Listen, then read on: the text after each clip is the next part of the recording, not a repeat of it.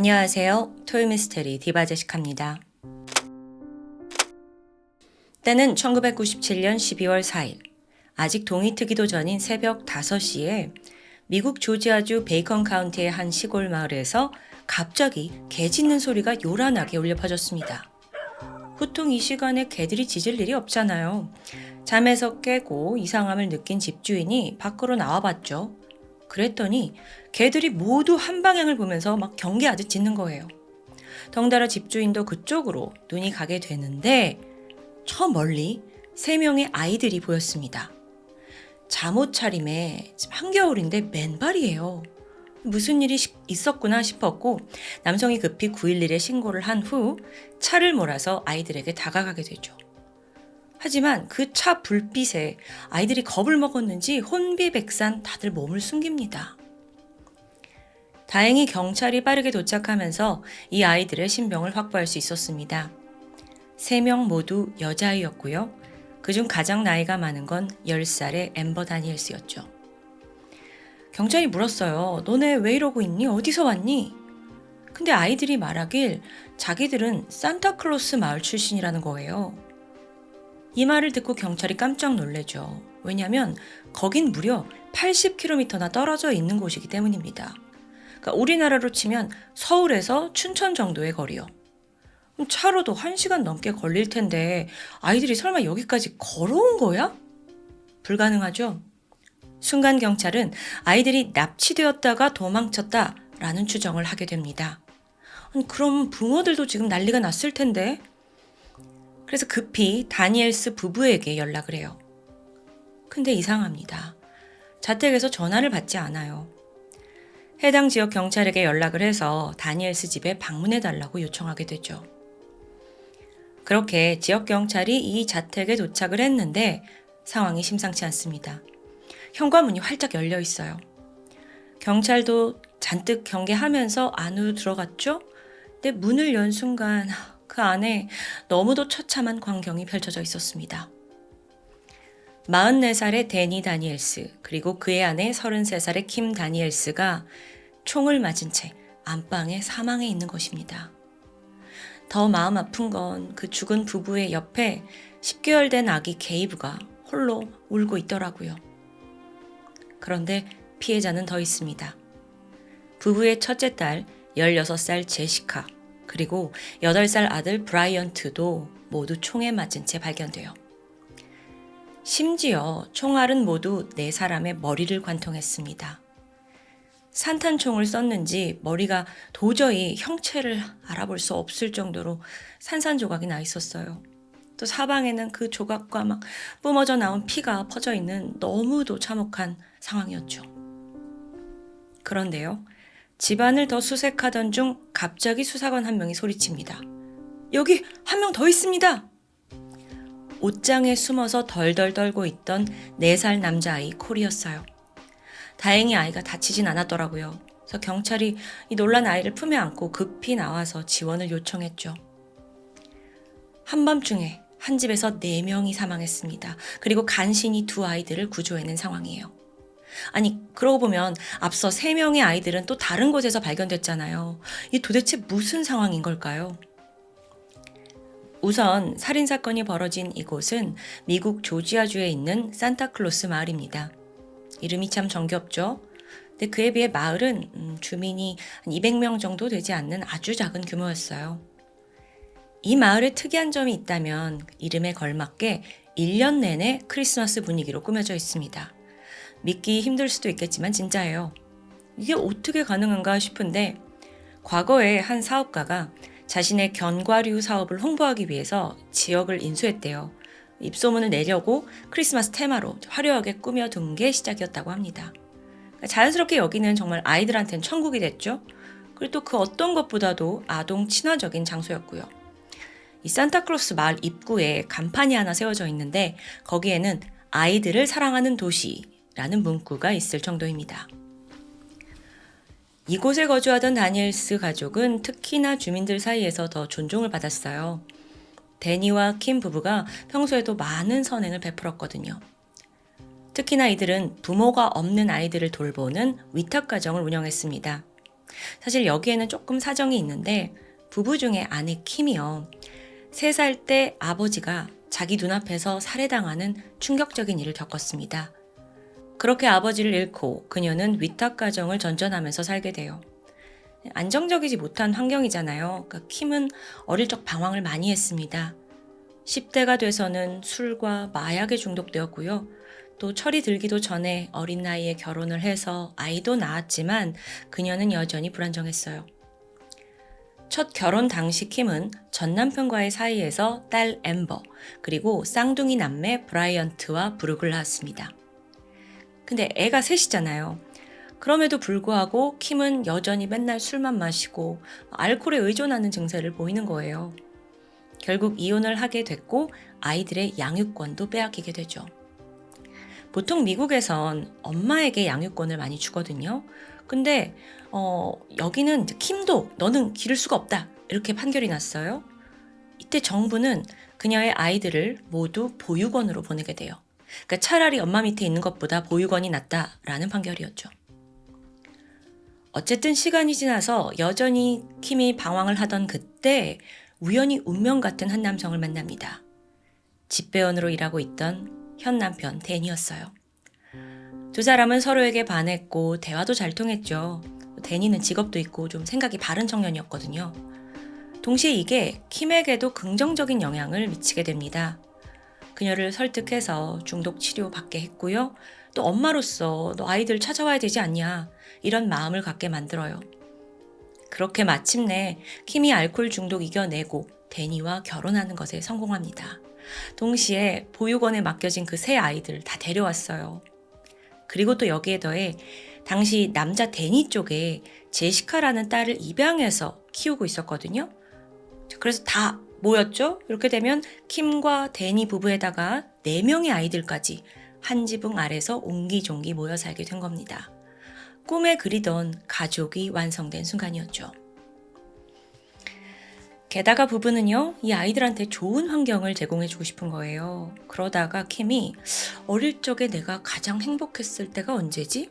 그게 크리스마스였어. 이런 생각을 하게 돼요. 그리고 나서 그럼 1년 내내 크리스마스의 그 행복을 느낄 수 있는 게 어딜까 검색을 했고 바로 조지아주 산타클로스 마을로 이사를 오게 된 겁니다. 아니 그런데 여러분, 이 부부의 열정이 여기서 멈추지 않아요. 어른의 보호를 제대로 받지 못하고 자라는 그 아이들을 위해서 적극적으로 도움을 주고 싶은 거예요. 그래서 부부는 그 아이들을 자신의 집에서 잠시 맡아주면서 안전하고 행복한 가정이란 이런 거야, 이걸 경험시켜주는 위탁 부모가 되기로 결심합니다. 정말 대단하죠. 그렇게 이사를 온 후 다니엘스 부부가 처음으로 맞이한 위탁 아동은 10살의 조앤 하이들러였습니다. 조앤의 엄마가 마약에 중독되어 있어요. 도저히 아이를 제대로 기를 수 없죠. 또 킴은 자신과 어느 부분에서 좀 닮아있는 그런 모습에 동정을 느꼈고 조앤을 6주간 맡아서 길러주게 돼요. 그 사이 조앤 엄마는 중독 치료도 받고 또 종종 딸이 보고 싶으면 와라 이렇게 친절을 베풀었습니다. 함께 중독 문제 이렇게 해결해야 된다 막 조언도 해주고요. 그런데 이 위탁 아동 조앤에게는 사실 나이 차이가 8살이나 나는 오빠가 있어요. 18살의 제리였죠. 제리는 어머니와 함께 여동생 조앤을 만나러 종종 부부의 집에 들리곤 했거든요. 근데 이 집에 와보면 자식 4명에다 조앤까지 시끌벅적 하잖아요. 근데 제리가 이 아이들과 굉장히 잘 놀아주더라고요. 막 함께 게임도 하고 막 낚시도 같이 가고 아이들도 형아 오빠 하면서 굉장히 잘 따라요.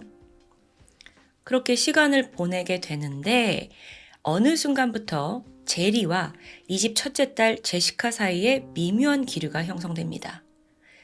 당시 제시카의 나이가 14살, 제리는 18살인데 이성적인 호기심이 왕성할 때잖아요. 둘이 점차 이렇게 연인 같은 느낌으로 발전하고 있던 거죠. 근데 아버지 데니는 이게 좀 탐탁지 않았어요. 성인한테 4살 차이가 많은 건 아니지만 아직 10대 애들이라 나이 차이가 좀 있다고 생각을 했고 여러모로 걱정이 된 거예요. 그래서 제리한테 내 딸 제시카와 그런 식의 관계는 좀 난 동의하지 않는다. 거리를 두는 게 좋겠다. 부탁을 하게 됩니다. 이걸 제리가 그대로 수긍했는지 그는 그날부터 더 이상 가족의 집에 찾아오지 않았습니다. 그 사이 조앤의 위탁 기간 끝났고요. 아이는 엄마의 품으로 돌아갔어요. 그리고 이후 2년간 조앤과 오빠 제리, 그 집 엄마, 그 누구와도 연락을 하지 않았죠. 사실상 두절된 거라고 볼 수 있어요. 그 사이에 부부는 다른 아이들도 계속 맡아 기르면서 정말 위탁 가정으로서 좋은 평판을 받고 있었거든요. 그렇게 정말 모든 게 안정적일 줄 알았던 삶에 앞서 말한 그 비극이 찾아온 겁니다. 이 집에 있던 4명이 시신으로 발견됐어요. 사실 이건 그들의 사랑과 헌신에 대한 잔혹한 배신이었죠.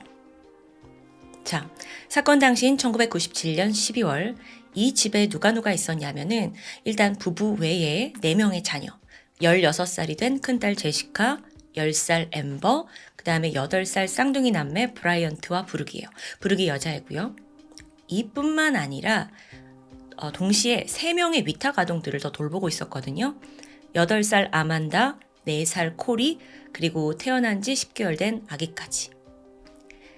12월이잖아요. 아이들은 다 같이 크리스마스 트리를 만들면서 이제 다가올 진짜 크리스마스에 들떠 있었죠. 특히나 부부는요, 이번 크리스마스에 현재 위탁하고 있는 이 3명의 아이들을 정식으로 모두 입양할 계획을 갖게 됩니다. 대단하죠. 그만큼 이 아이들한테 정말 특별한 날을 만들어주고 싶은 거예요. 그래서 킴은 지난 몇 주간 아이들 한 명 한 명 생각하면서 다 선물 준비해놨고요. 이걸 받고 애들이 얼마나 좋아할까 그녀가 더 행복해하고 있었죠. 하지만 12월 4일입니다. 모두가 곤히 잠들어 있는 새벽에 사건이 벌어졌어요. 갑자기 집안에 굉음이 울리는 거예요. 이걸 딱 듣고 둘째인 10살 엠버가 눈을 번쩍 떴어요. 그런데 아이 눈앞에 누군가 서 있습니다. 심지어 얼굴이 익숙해요. 다름 아닌 제리 오빠더라고요.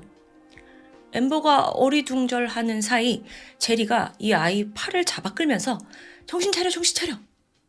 그 뒤로 또 다른 동생들의 울음소리가 들려요. 근데 제리 오빠가 지금 당장 나가야 돼 하고 막 엠버를 이유 없이 독촉합니다. 그래서 10살이지만 무슨 상황인가 싶어서 우리 부모님은? 물었죠. 그러자 제리가 하는 말이 너네 부모님 지금 다른 아이들 챙겨서 먼저 집 떠났어. 그리고 나한테 남은 아이들 데려와 달라고 부탁하셨거든. 당시 엠버는 제리를 믿을 수밖에 없어요. 왜냐면 항상 잘 놀아주는 착한 오빠였거든요. 위협 같은 거 가한 적 전혀 없고요. 그렇게 엠버는 제리와 함께 또 다른 그 위탁 자매였던 8살 아만다와 그다음에 또 친동생 8살 브룩을 깨워서 데리고 나옵니다. 이 3명이 지금 다 여자아이들이죠. 제리는 부모님에게 내가 데려다 줄게 라고 말하고는 3명의 소녀들을 차에 태워서 현장을 떠났습니다. 하지만 그의 말은 모두 새빨간 거짓이었어요. 그렇게 붕 떠나고 나서 다니엘스 이 가족의 집은 그야말로 처참한 그 자체였습니다. 아이들을 구하러 온 게 아니었어요. 살인을 위해서 일부러 침입을 했던 거죠. 조금 전 제리는요, 몰래 창문을 통해 이 집에 들어섰습니다. 그리고 가장 먼저 제시카 방으로 갔어요. 제시카도 깜짝 놀랐죠. 근데 이게 2사람이 아직까지 연인 관계다 그런 건 아니에요. 한밤중에 갑자기 나타난 건 너무 무섭잖아요. 근데 제리가 만나려던 건 제시카가 아닌 듯합니다. 터벅터벅 캐비넷 앞으로 가더니 주인 아저씨 데니가 보관하던 산탄총을 꺼내요. 과거에 이 집 놀러 왔을 때 총이 있는 위치를 파악해뒀거든요. 그리고 나서 총을 든 제리가 가장 먼저 향한 곳은 8살 브라이언트, 그 쌍둥이 남자아이 방이었어요. 왜 총을 들고 저기 가지? 막 제시카가 놀래가지고 황급히 뒤를 쫓았죠? 하지만 딱 도착했을 때 이미 탕! 브라이언트는 머리에 총을 맞습니다. 자, 그러더니 제리가 탁 뒤를 돌아서 총구를 바로 제시카 머리에 향해요. 탕! 그렇게 눈 깜짝할 사이에 2사람을 제거했고요. 이후 제리는 빠르게 부부 침실로 향했습니다. 문을 벌컥 열고는 일단 데니에게 다가가서 머리에 탕! 총을 쏩니다. 동시에 그 소리에 놀라 깨어난 킴 또한 탕! 그 자리에 총을 맞았고 그렇게 모두가 즉사하고 말았어요. 정말 너무도 순식간에, 그것도 이 집에 침입해서 굉장히 짧은 시간 안에 지금 4사람을 다 살해한 거예요. 그리고 나서 다음으로 제리가 노린 건 남아있는 여자아이들 엠버, 아만다, 브룩입니다. 웬일인지 그들은 죽이지 않았어요. 그러면서 부모님한테 데려다 준다면서 차에 태우고 현장을 떠났죠. 하지만 아직 지옥은 끝나지 않았습니다. 한참을 말없이 운전을 하던 그가 점점 인적이 드문 그런 길로 가니까 엠버가 좀 이상한 거예요. 그래서 오빠 어디가? 엄마 아빠는 어디 있는 거야? 오빠 왜 그래? 이때 제리가 조용히 엠버에게 총을 들어 보입니다. 아이는 얼어붙었죠. 어떤 상황인지 이제 파악을 한 거예요. 그렇게 얼마 후 이 차가 인적이 드문 다리 위에서 멈추게 돼요. 제리가 먼저 내리더니 총 들고 야, 다 내려. 근데 그러던 찰나 제리가 잠시 한눈을 파게 되거든요. 그러니까 얘네들이 이때다 싶어서 막 필사적으로 도망가기 시작했죠. 근데 이건 당연히 금방 발각되었어요. 제리가 너네 안 돌아와? 막 하면서 총을 들고 쫓아가기 시작합니다. 그 중에 가장 먼저 잡힌 건 8살 브룩입니다. 브룩이 잡혔어요, 뒤에서. 그러니까 이걸 본 언니 엠버는 더 이상 달아날 수가 없는 거예요. 그리고 동생들을 구하기 위해 잠시 고민을 하더니 희생을 선택합니다. 제리한테 가서 내가 너한테 잡혀갈 테니 제발 동생들을 놔달라고 애원해요. 이후 제리는 아만다와 브룩을 차에 감금합니다. 그리고 엠버만을 데리고 으슥한 숲길로 향했죠. 엠버는 거기서 끔찍한 일을 당했습니다. 제리가 네가 내 말 안 듣고 소리 지르면 다른 여동생들도 똑같은 꼴을 당하게 해주겠다 라면서 협박해요. 결국 엠버는 울음도 참은 채 고통을 감내할 수밖에 없었죠. 이후 제리는 엠버를 그냥 길가에 버려둔 채 홀로 차로 돌아왔습니다. 그리고는 아만다와 브룩한테 야, 너네 차에서 내려. 이후 자기는 차를 몰고 그냥 냅다 도주했죠. 겨우 정신을 차린 엠버가 돌아왔어요. 그러니까 덩그러니 자기 2 동생이 지금 버려져 있는 거예요. 그래서 얘들아 이리 와 해가지고 그때부터 하염없이 걷기 시작했죠. 당연히 너무 어린 애들이라 지금 여기가 어딘지도 몰라요. 그냥 무작정 어른이 우릴 보면 도와주겠지라는 희망이었습니다. 그러다 다행히 농가를 발견했고 가까이 다가갔는데 개들이 막 짖었잖아요. 주인 아저씨가 왔고. 그런데 그 차량 불빛이 제리가 또 돌아왔나? 라고 생각이 든 거예요. 그래서 급히 막 옆으로 도망친 거고요. 천만다행으로 차에서 내린 사람은 제리 오빠가 아니었습니다. 농부였어요. 순간 엠버가 서럽게 울기 시작했고요. 그렇게 세 아이들은 극적으로 구조되었습니다. 엠버의 증언으로 금세 범인이 누군지는 파악되었어요. 그리고 경찰은 20살이던 제리 하이들러를 용의자로 확정하고 즉시 그의 집으로 출동을 했죠. 보니까 뒷마당에 그 범행에 사용된 차량이 그대로 있더라고요. 그리고 집을 수색했더니 제리는 집 지하실에 웅크린 채 숨어 있습니다. 경찰이 들이닥치자 모든 걸 포기한 듯 순순히 연행됐고요. 이 사건의 범인 제리 하이들러. 그는 사실 어릴 적부터 문제가 너무 많은 아이였어요. 4살 때 심장수술을 받았거든요. 근데 이때부터 엄마가 좀 아들을 오냐오냐 과잉보호하는 거예요. 무슨 잘못을 해도 절대 혼내지 않고 큰 소리도 치지 않습니다. 그렇게 제리는 사고 뭉치로 자라나게 되죠. 어느 정도였냐면 11살 때 이웃집에 들어가서 돈을 훔쳐요. 11살짜리가. 그래서 이 일로 보호관찰 처분을 받았거든요. 근데 반성의 기미가 전혀 없죠. 그 이후로 학교에 갔는데 야 이거 봐라 하면서 막 흉기를 꺼내고 애들을 위협합니다. 그리고 어떤 자기 마음에 들지 않은 친구 팔 부러뜨리고요. 이걸 사실 엄마가 좀 잡아줘야 되는데 앞서 말했다시피 제리 엄마도 마약 중독자잖아요. 이 비틀어진 애를 제대로 보살필 수가 없어요. 그 사이에 제리는 비비총 가지고 고양이 쏘고 깔깔대고 너무도 폭력적인 아이로 성장하게 되죠. 그러다 어느 날엔 여동생 조앤을 베개로 꾹 눌려서 죽이려는 시도까지 합니다. 얘 이거 보통이 아니에요. 그러니까 엄마도 그제서야 이거 문제가 좀 심각한데? 파악을 했어요. 그래서 결국 제리를 정신병원으로 보내게 되거든요. 여기서 2달간 입원 치료를 받게 되죠. 퇴원하고 딱 아이가 돌아왔는데 많이 괜찮아진 것 같더라고요. 근데 물론 담당 의사는 아니다, 일시적인 거다, 꾸준히 치료를 받아라 라고 제안했지만 엄마는 무슨 소리예요, 우리 제리 이제 다 나았어요. 아이를 더 이상 병원에 데려가지 않았습니다. 그렇게 성장해서 18살이 된 제리가 우연히 이 여동생의 위탁가정에 가게 됐고 교류를 시작한 거예요. 너무 자상하게 아이들하고 놀아줬거든요. 그 누구도 제리가 사이코적인 면모를 감추고 있다는 걸 알 수가 없었어요. 하지만 결정적으로 제시카와 좀 이제 감정을 좀 쌓아보려고 하는데 그걸 거절당하자 그때부터 제리가 다니엘스 가족에게 앙심 품고 반드시 복수하겠다 마음먹은 거예요. 그리고 나서 2년이 지났고 이 집에 침입해서 내 명을 몰살한 거죠. 그의 살인에는 그 어떤 망설임도 동정도 없었습니다. 얘는 그냥 곱비 뿔린 괴물 사이코예요. 심지어 엠버에겐 씻을 수 없는 고통을 남겼고요. 자, 이제 재판이 남아 있습니다. 4건의 살인, 3건의 납치, 1건의 아동 성추행, 성폭행 혐의. 제리가 기소됐거든요.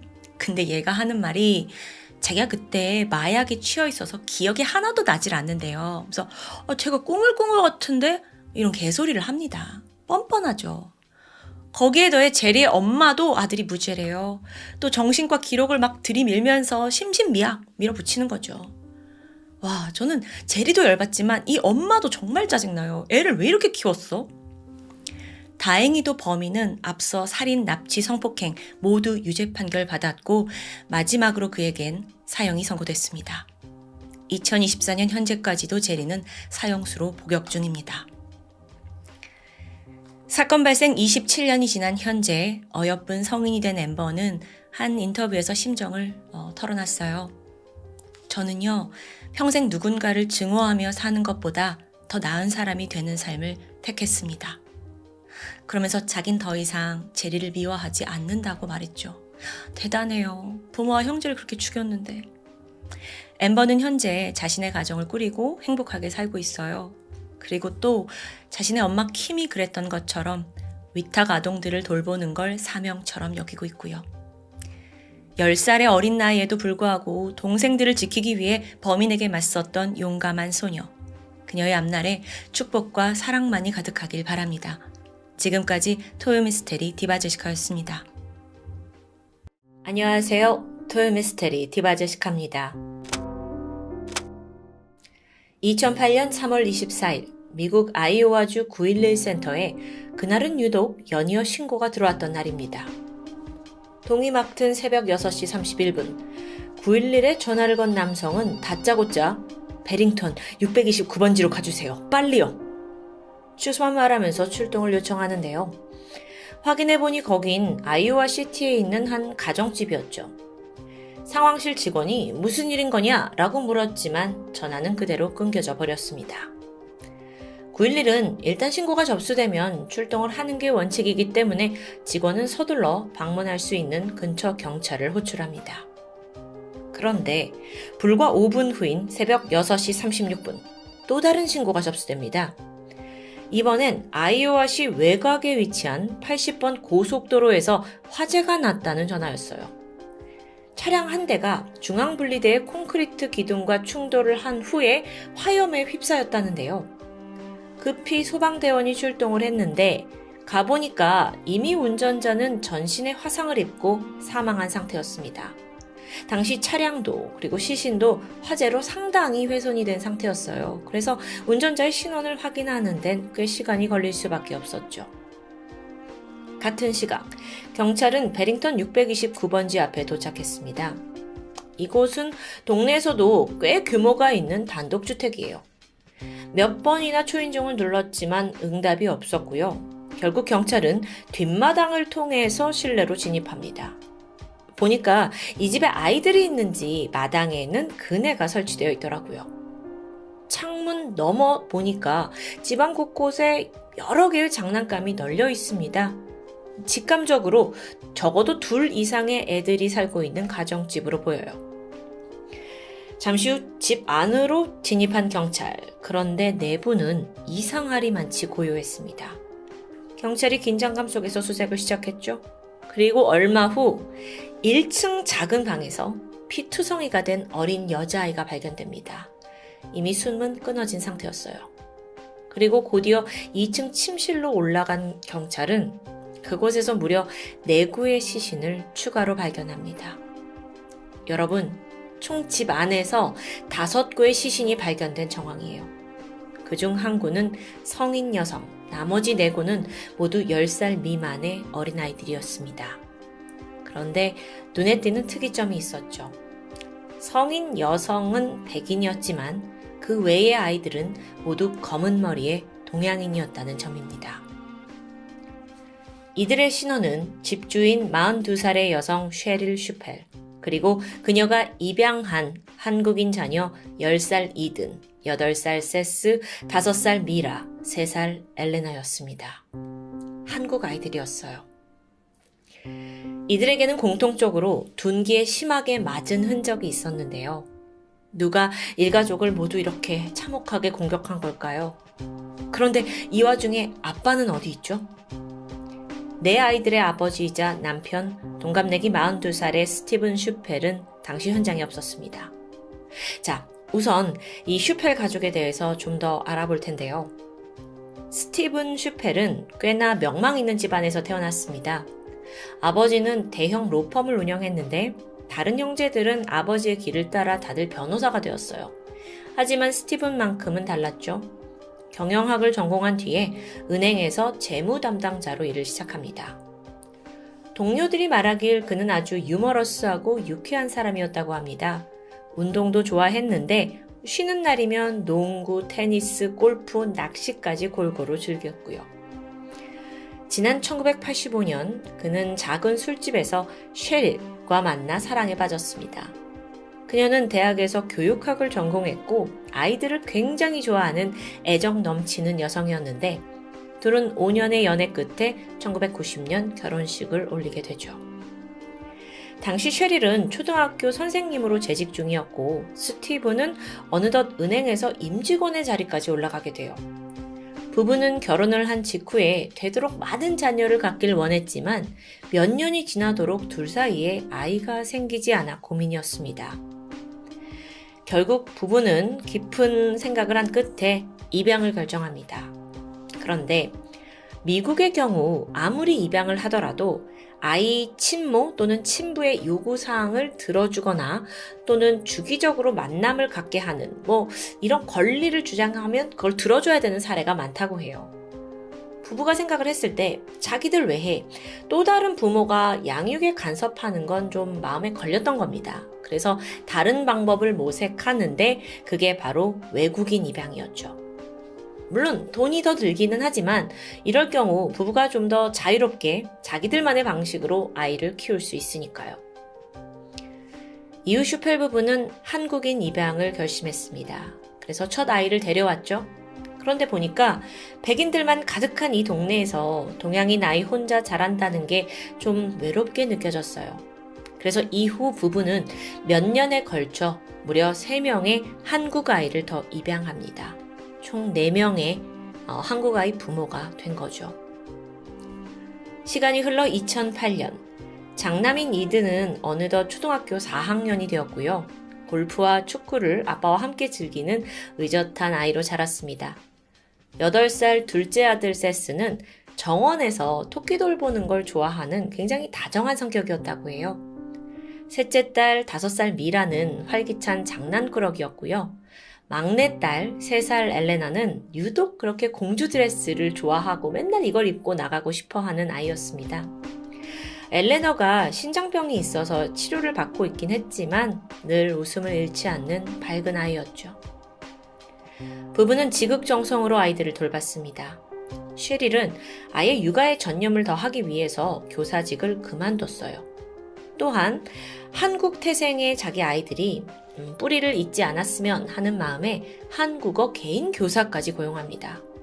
실제로 아이들의 방에 가보니까 한글 교육용 가나다라 이 글자판이 붙어 있었다고 해요. 쉐릴이 어느 정도로 섬세했냐면 아이들의 머리를 자기가 이제 직접 잘라주다 보니까 이 동양인의 두상이 백인들과는 조금 다르다는 걸 깨달았어요. 그래서 굳이 동양인 미용사가 있는 미용실에만 아이들을 데려갔을 정도였고요. 이 자녀들이 점점 성장하면서 부부는 더 나은 환경을 주고 싶었습니다. 그래서 마당이 넓고 침실 5개가 딸린 큰 주택으로 이사를 하게 돼요. 슈펠 가족은 매주 다 함께 성당에 나갔고 아이들도 다 거기서 세례를 받았고요. 이뿐만 아니라 부부는 자선 사업에도 관심이 많았습니다. 그래서 아이들이 다니는 학교, 성당, 병원에다가까지 상당한 금액을 기부했어요. 자녀들의 생일이 되면 한국에 있는 보육시설에도 기부금을 보냈고요. 정말 선한 영향력을 몸소 실천하고 있는 완벽한 가족인 줄 알았죠. 사건이 발생하기 하루 전날인 2008년 3월 23일 일요일. 부활절을 맞아서 아침 9시 반부터 가족은 다 같이 예쁜 정장을 차려입고 성당의 모습을 드러냈습니다. 모든 건 평소과 같았어요. 이상한 낌새요? 전혀 느껴지지 않았죠. 그날 저녁 8시, 평소 알고 지내던 친구 부부가 슈펠 가족의 집을 찾아왔습니다. 화기애애한 분위기 속에서 웃고 떠들면서 저녁 식사했고요. 다 돌아갔는데 그게 슈펠 가족의 마지막 화목한 모습이었죠.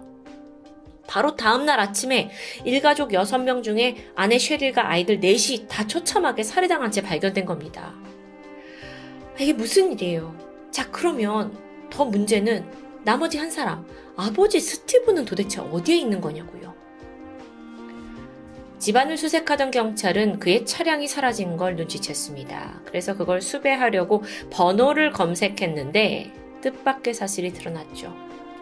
같은 날 아침 아이오와 고속도로에서 난 화재 사고 차량이 바로 스티븐의 것이었던 겁니다. 즉 현재로선 그도 사망한 상태라는 얘긴데요. 이거 도대체 어떻게 된 건지. 근데 이때쯤 경찰이 이 집안에 있던 식탁에서 노트 4장 분량의 메모를 발견하게 돼요. 스티븐이 자필로 남겨둔 건데 이 메모를 통해서 얽히고 얽힌 이 사건의 전말을 확인할 수 있었습니다. 지난 3월 23일 밤 11시 반, 가족들이 모두 고운히 잠든 시각에 스티븐은 돌연 악마로 돌변했습니다. 그는 2층 침실에 있던 아내 쉐리를 야구 방망이로 3개 내리쳐서 살해했고 이후 어디론가 전화를 걸게 돼요. 바로 아버지와 형이 일하던 법률사무소 사무실이었죠. 그런데 일요일 밤 11시 반이잖아요. 아무도 전화를 받지 않습니다. 그래서 자동 응답기로 넘어갔는데 여기에 스티븐이 이런 말을 남겨요. 우리 가족은 천국에 있습니다. 이후 스티븐은 4명의 아이들을 다 깨워요. 그리고 차고로 불러 모았습니다. 아무도 나갈 수 없게 차고 문을 단단히 잠궜고 이후 자동차 시동을 켜두는데요. 그러니까 이게 일산화탄소 중독을 노린 거죠. 하지만 이게 생각보다 시간이 오래 걸렸는지 계획을 바꾸게 됩니다. 스티븐은 다시 아이들을 집 안으로 들여보냈어요. 그리고 1층 놀이방에는 막내 엘레너를 뒀고 나머지는 2층 침실로 올라가게 했죠. 그리고 나서 한 명 한 명 대량 살상이 차례로 자행되었습니다. 무기는 야구 방망이였고요. 아이들은 상반신을 집중 구타당한 채 쓰러져 갔어요. 이 아이들 몸에 저항의 흔적이 없었어요. 또 체내에 수면제 같은 약물도 검출되지 않았고요. 그러니까 악마로 돌변한 아버지가 자식들을 살해하는 그 순간 아이들 모두 맨정신으로 저항조차 해보지 못한 채 죽어갔던 겁니다. 새벽 3시 45분, 이 처참한 살인을 끝낸 스티븐은 자신의 직장 은행 사무실로 돌연 전화를 걸었습니다. 이때 그가 남긴 내용은 공개되지 않았어요. 업무에 관련된 내용이었던 것 같아요. 그리고 바로 5분 뒤인 새벽 5시 50분, 그는 부모님 집에 전화를 해서 자동응답기에 메시지를 남깁니다. 제가 한 일이 후회되지만 어쩔 수 없는 선택이었습니다. 아니, 이 사람 후회를 하긴 하는 거예요? 근데 뭐가 어쩔 수 없다는 거예요? 이후로도 기이한 행동은 계속돼요. 몇 번씩이나 부모님 집에 전화를 걸고 응답기에다가 자기가 지금 뭘 하고 있는지 낱낱이 음성으로 남겨두는 겁니다. 방금 강에 뛰어들어가서 죽으려고 했어요. 근데 몸이 쉽게 가라앉질 않네요. 그러니까 가족들을 살해한 후에 아이와 강으로 가서 투신을 시도한 거예요. 하지만 이게 실패했죠? 자, 그리고 어느덧 시간이 지나서 새벽 6시 31분 911에 전화를 해서 베링턴 629번지로 출동해달라 라고 직접 신고를 한 것도 스티븐이었습니다. 그리고 나서 그는 가족용 밴을 몰고 고속도로에서 분노의 질주를 시작합니다. 점점 속도가 올라가더니 결국 스티븐은 중앙분리대를 들이받는 사고를 일으켜요. 그러면서 차량에 불까지 붙고 화재가 이어졌던 거고요. 제가 이걸 설명을 하면서도 몇 번이나 울컥했는데요. 아무래도 피해자 아이들이 한국인 입양 아이들이라서 더 감정이입이 됐던 것 같아요. 이 애들이 도대체 무슨 죄예요? 왜 이러는 거냐고요. 애들 위해서 큰 집으로 이사하고 또 여기저기 기부하고 모든 게 완벽해 보였잖아요. 근데 도대체 왜요? 이 서막을 알아보니 부부가 내 아이를 입양하고 얼마 지나지 않은 2000년으로 거슬러 올라갑니다. 당시 스티븐은 회사에서 승승장구하면서 승진 거듭했고 마침내 은행 부사장 자리까지 올라갔죠. 그런데 이런 성공과 동시에 스티븐의 부담도 가중되고 있었습니다. 가족은 많이 불어났어요. 생활비가 훨씬 늘어났죠. 또 큰 집으로 이사하면서 그 비용도 있었습니다. 게다가 기부금까지 계속 내야 해요. 겉으로는 허울 좋은 삶이었지만 사실 그는 초조해하고 있었던 겁니다. 그러다가 결국 여기서 해선 안 될 걸 하게 되는데 바로 횡령입니다. 지난 2000년부터 2007년 사이 그는 55만 9천 달러, 그러니까 한화로 약 7억 원에 달하는 금액을 은행으로부터 빼돌렸어요. 그러니까 여태 횡령한 돈으로 선한 영향력인 척 살고 있었던 거예요. 위선이죠. 그러다 2008년 2월에 드디어 덜미가 잡혔습니다. 은행으로부터 횡령 그리고 돈 세탁 혐의로 기소가 됐고 회사에서 잘리고 말아요. 당연한 일이었겠죠. 사건 한 달 전인 2008년 2월 그는 법정에 출두해서 무죄를 주장합니다. 하지만 얼마 후에 FBI에게 횡령 사실을 자백한 게 밝혀졌어요. 돌이킬 수 없어요. 죄가 자명하게 드러난 거예요. 이제 그에게 남은 건 합당한 처벌뿐이겠죠. 미국에서 횡령죄는 최고 징역 30년, 벌금은 최대 100만 달러에 처해집니다. 그의 다음 재판 기일은 2008년 4월 21일로 정해진 상황이고요. 이런 와중에 부부는 겪고 있는 어려움과 고통을 전혀 겉으로 드러내지 않았습니다. 아내 셰릴은 해고당한 남편을 대신해서 새로운 일을 시작했어요. 스티븐 역시 지역에 있는 콘크리트 회사에 취업을 했고요. 가족은 평소처럼 성당에 나갔고 모임에 참석합니다. 심지어 자녀들에게조차 전혀 힘든 내색을 보이지 않았다는데요. 하지만 스티븐은 자기가 저지른 일의 대가를 도저히 감당하기 어려웠습니다. 그리고 앞으로 자기가 감옥에 간다면 이 가족을 어떻게 해야 될지 모른다는 생각이 들었고요. 그 결과 내가 모두를 안고 가겠다라는 무책임하고 잔인한 생각으로 가족 살인이라는 더 큰 죄를 짓고야 말았던 겁니다. 여러분 정리해보면 지금 이 모든 게 지금 횡령죄에 걸려서 삶이 무너졌으니까 이걸 내가 못 버티겠다 해가지고 이렇게 저지른 거예요. 당장 먹고 살 돈이 없었던 것도 아니고요. 그냥 체면 유지를 못할 것 같아서 쪽팔려서 이런 거냐고요. 정말 이게 너무 화가 나는데요. 스티븐이 마지막으로 남긴 편지와 음성 메시지를 통해서 그는 계속 스트레스를 호소합니다. 횡령에 대한 사과도 있었고요. 동시에 내 가족들이 치욕을 안고 살 순 없다라는 말을 남겼는데 이 부분에 대해 여러분은 어떻게 생각하세요? 횡령을 저지른 사람은 스티븐 본인이지 아내 셰릴 그리고 4명의 아이들이 아니죠. 그들은 절대로 그렇게 죽어서는 안 됐습니다. 마지막으로 3월 29일 이 가족이 다니던 성당에서 일가족의 합동 장례식이 열렸습니다. 여기엔 가해자인 스티븐 슈펠의 장례도 포함되어 있었죠. 놀랍게도 그는 자신이 죽인 가족들과 묘지에 나란히 묻히게 되었습니다. 이에 대해 도무지 이해할 수 없다라는 여론의 반응이 거셌는데요. 근데 이건 사망한 쉐릴, 아내의 부모님, 즉 유가족의 결정이었다고 합니다. 그들은 이거야말로 진정한 용서와 화합이라고 생각했다는데 과연 피해자들이 그곳에서 스티븐을 용서했을지는 아무도 알 수 없겠죠. 일각에서는 스티븐이 가족이 천국에 있다라고 말한 점, 또 사건이 부활절 밤에 벌어진 점에 주목하기도 했어요. 그래서 이 범행이 종교와 결합이 되어 있는 건 아니냐라는 추측도 있었죠. 설마 살인이 구원이라고 믿었던 걸까요? 하지만 가족 살해는 무엇으로도 용납이 될 수 없죠. 일가족 살인을 저지르는 사람들이 공통적으로 하는 말이 모두를 위한 일이었다라고 변명합니다. 그러나 결코 사실이 아니죠. 그저 본인의 오만함과 뒤틀린 이기심이 초래한 비극일 뿐입니다. 덕분에 더 빛나는 삶을 살았을 수도 있는 4명의 한국인 아이들, 그리고 아내 쉐릴의 삶은 그렇게 처참하게 끝이 났습니다. 저는 너무 화가 납니다. 지금까지 토요미스테리 디바제시카였습니다.